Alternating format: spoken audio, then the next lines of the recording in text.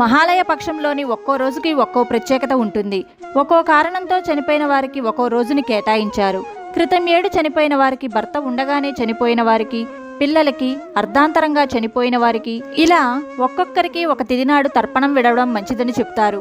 ఇలా కుదరకపోతే చివరి రోజు అంటే వచ్చే అమావాస్య నాడు తర్పణం విడవచ్చని చెప్తూ ఉంటారు.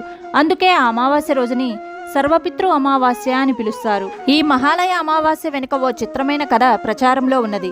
కర్ణుడు చనిపోయిన తర్వాత స్వర్గలోకానికి చేరుకున్నాడట. అక్కడ ఇంద్రుడు అతన్ని సాదరంగా ఆహ్వానించి బంగారం, వజ్రాలని అతని ముందు ఉంచి భుజించమన్నాడు.